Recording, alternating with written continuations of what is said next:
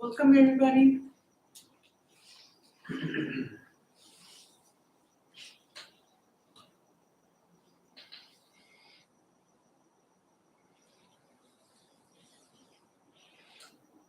My name is Alma, and I'm honored to be here leading Zen practice today. Any questions, comments, anything to say or share?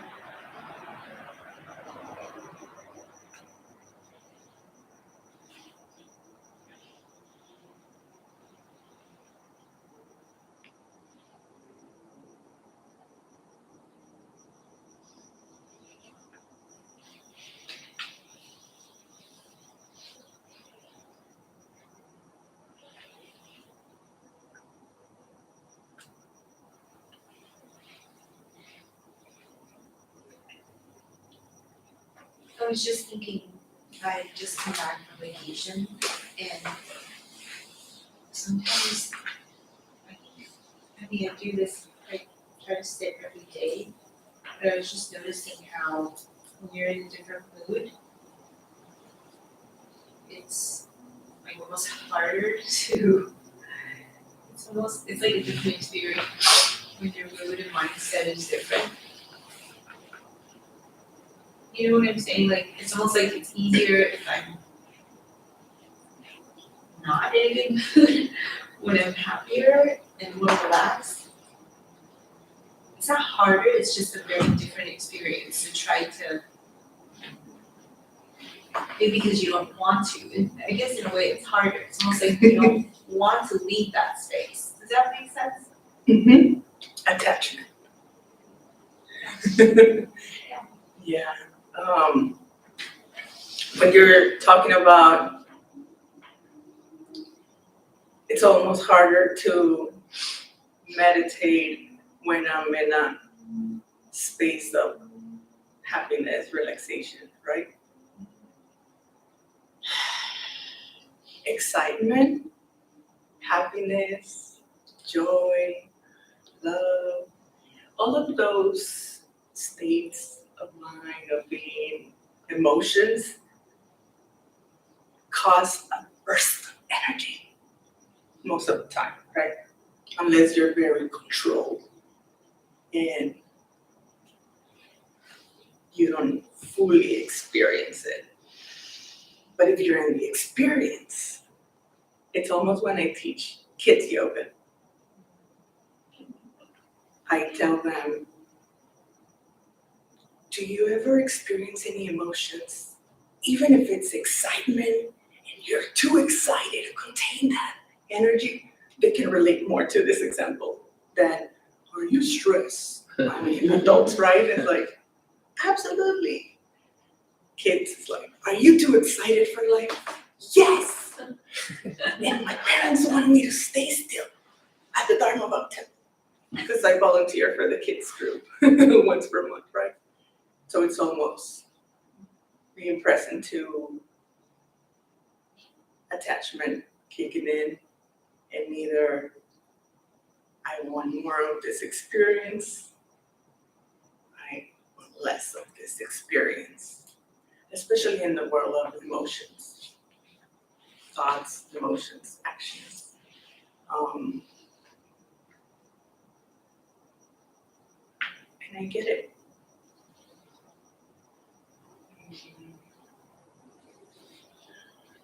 It's also a good place to practice. And thank you for sharing that. Because usually even me leading here in front of you, I tend to, prepare with the context of clearing. But there's also some advantage in just experiencing your emotions and embracing what's so.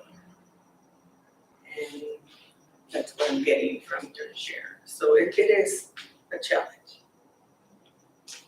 My mind went to find comfort in the stillness. Find whatever happiness gives you in the stillness. Action and stillness in the same place. Can you relate? What are you getting out of my contribution? Well, I think when you said find the happiness in stillness, that makes a lot of sense. It's just, it seems to feel different, right? It's different kind of happiness, but you do feel happy, you feel good, right? So it's kind of hard to, they're just different feelings, and I guess you could all categorize them as positive emotions. Mhm. It's just, it's different. And I think what I was thinking is, like, usually for me, you know, if I'm stressed, I especially want to come. So it's like going from a negative to at least neutral to a positive is easier. And the other way, I was kind of starting to think about it like a linear scale, but I think what you were saying is starting to kind of make me question that maybe that's not how it works, right? It's like going from positive to meet in the middle, from negative to go towards that one is easy to understand, but the other one isn't. Then I don't think it's neither of those things, right? No. And then we get present to how, as humans, we judge and assess the experience and categorize it as good emotions, positive emotions, negative emotions, bad experiences. This experience, emotion. Actually, I'm curious, you know, you gave the example of the kids. So when you explain to them that, you know, like you're so excited that you can't contain yourself, so what is it that you, how do you get them to understand why they're here, why they would want to go there? You know, to come to the stillness. How do you make them understand that? I like how your contribution has taken me to the space of negotiation. You know, someone like, how do I get this benefit that you're talking about? Yeah, I love the conversation, especially with kids. It's almost in the world of what do you have to offer, you know? So I have to make it better, and let me get present. Usually, the way I approach it is coming from, you know, the understanding that we have group and their excitement is valid and we're trying to create a collective activity, and the benefit will be that if you get to move from excitement to peace, which I usually use some type of mantra or some type of activity to demonstrate the difference between when they are excited and when they are still. And when they are still, I demonstrate, are you able to listen to what I'm saying? Raise your hand if you can hear me right now. So it's like, good job. You're here. Thank you. You know, get yourself adults. So, you know, it's in the world of full attention, all eyes on me, and now you're here, present with me, and we can get started.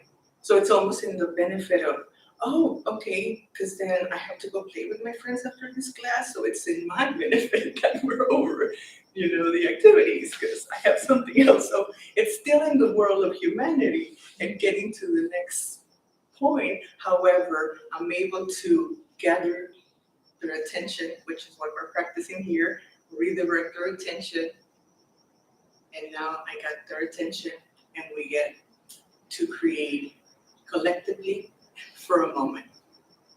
And then somebody else burst in excitement, and I have to do it again, do it again, do it again. And that's what we're doing here.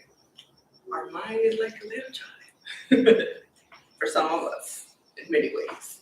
Imagination, excitement, looking for the benefit, you know.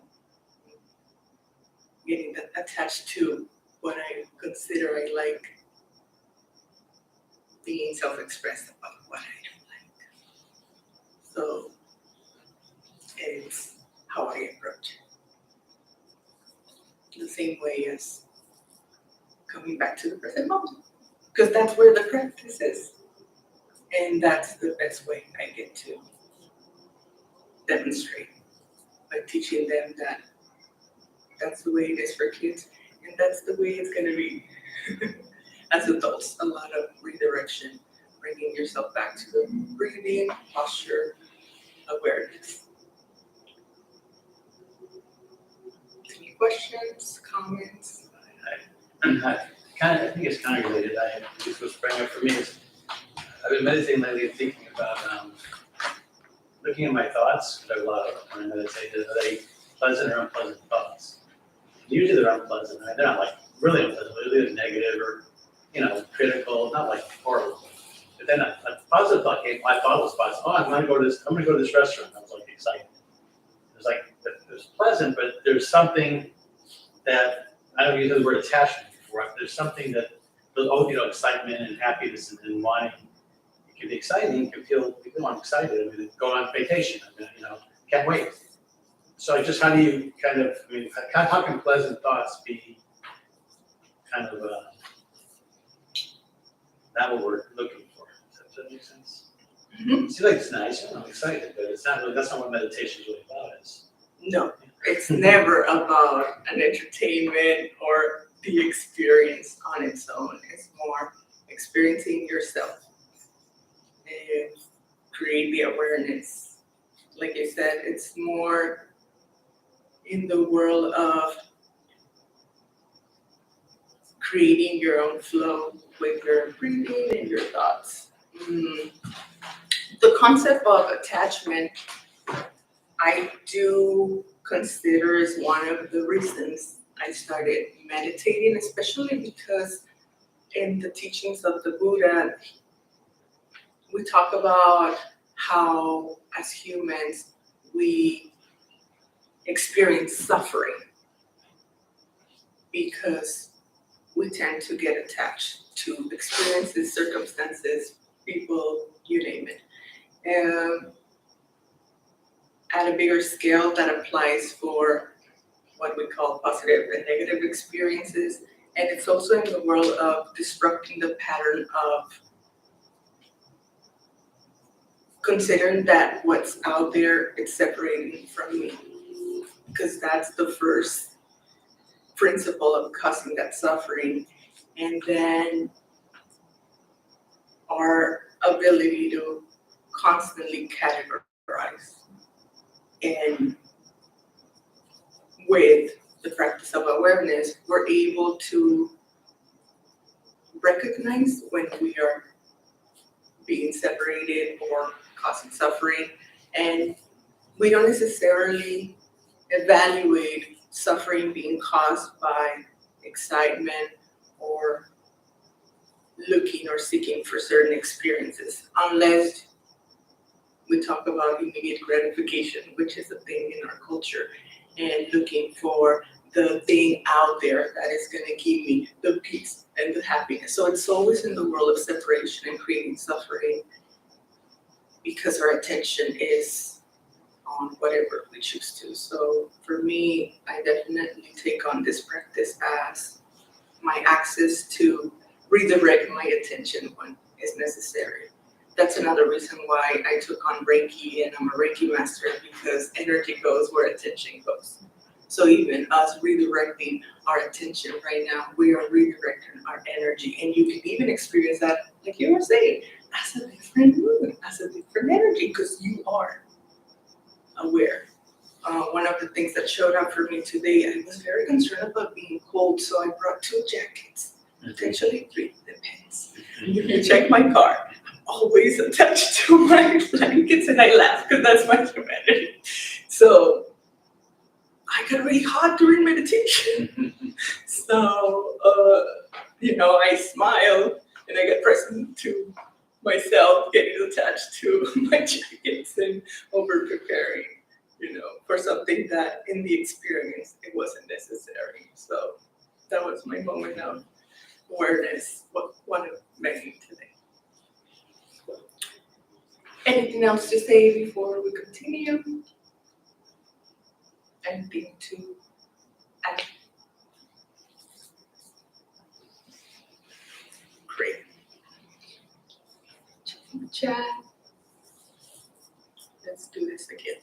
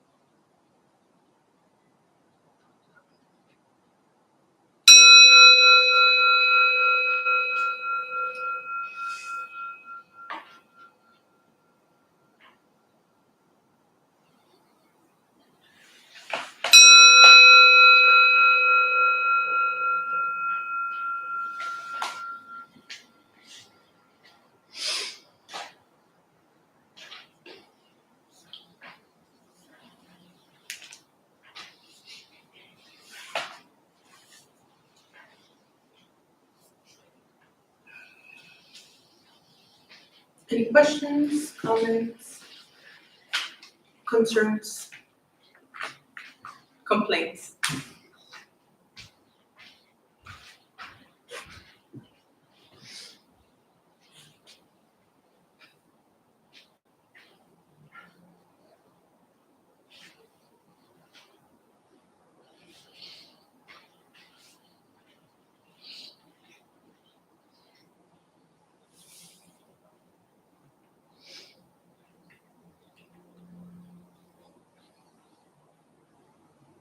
Expanding on the conversation we started earlier,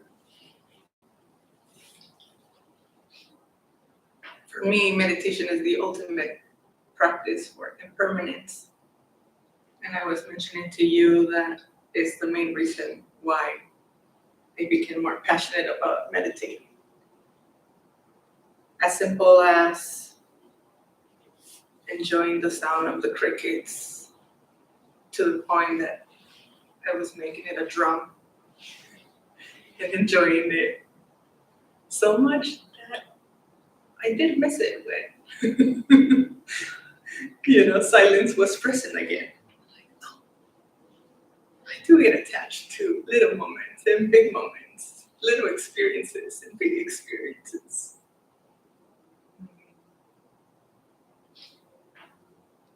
And I was able to create happiness for myself in the sense that at least I get to flow with life a little more today by bringing in awareness of my inner and my outer world, enjoy the sounds and get present to my need for silence and get my wish fulfilled at the Dogma Temple. So I'm attached to that result as well. And I also got present to my need of making things better. I always want to make my previous contribution in common better. I always have it as this could be so much better. And that is where my practice continues, where I get to remind myself that this moment is perfect as it is, and as it isn't, that I get to be and experience myself as perfect as I am, as I'm not in the same space. Any comments about this? Any questions? Well, you know how we were talking about energy, and I didn't really notice the cricket anymore, but when it stopped, it was like all this space. And I just thought, wow, that cricket was emitting a lot of energy. Mm-hmm. I noticed that. Mm-hmm. Thank you for saying that. I got present to the same space, and then I started thinking how sometimes I don't know what to do with that space. It's almost like, and now what's gonna fill it? It's almost like just being in the space. That is one moment where you are in the present, there's space. And for me, sometimes I embrace it, sometimes I wonder what's next. So thank you for saying that. I do get that sometimes meditation does create the sense of space as your awareness. The way I remember it is when you become aware of an emotion, feeling, thought, situation, you take the power away from it. You regain your power. There's a sense of freedom. It's liberating. And that's a beautiful thing to experience. The way I'm taking that in is we have such habit creatures. Thoughts are habits, and desires are habits. Wanting this or not wanting that, it's habit. And the more I'm aware, the more I'm thinking about my thoughts, looking at this pleasant or unpleasant, it's a different feeling than when I was just meditating and just enjoying my thoughts going around. But I'm becoming aware that that just happened, and if we can clear all that out, it just opens up possibilities, I guess. Right? Things we can't even necessarily put into words or imagine. It's all out there, but the awareness is powerful. Yes. And people have reported seeing the lights brighter, having a sense of happiness, potentially space for compassion. That's what I was shooting for because my patient was really low when I got here. So I'm like, if I can create space for compassion for myself and others, that will be great. But again, I'm trying to add something to that space. But there's also other types of meditation that have that intention, right? Like metta or even cultivating certain emotions in general. It's all in the world of being present for yourself so you can be present with others. Creating whatever is needed for yourself so you can do that if you choose to for others. And that's why I came today. And also to be with you. Anything else to add? Anything else to say? Actually, just one last thought is what you just mentioned, there's different types of meditation I've done, like loving kindness or noting, right? And well, I guess not so much noting, but like loving kindness, I guess I'm trying to understand, is it more of just a different, sort of a more directed kind of focus? Because it seems different than silent meditation, right, in terms of the intention. Yes. Is that the only difference? Because I guess I'm trying to understand, like, they're just different forms of the same thing, or it is different. Depends who you ask. No, they do have differences in the sense of, like you said, the intention. Intention with seated silent meditation is to be present in this moment, create awareness, versus other types of meditation where you are trying to either cultivate loving kindness, compassion, manifest. Like I used to do chanting for the purpose of creating the life that I wanted. So sometimes it's redirection of the attention. So if we talk about redirection of attention, it's the same thing. If we talk about intention, very different. Just because the way I worded it earlier, I see seated silent meditation as a clearing, as being present, as raising awareness. When redirecting attention is more adding or having an anchor, still using your ability to attach or relate to something to cause the same effect, which is, embrace your practice. Did I answer your question? I think so. Ultimately, it's all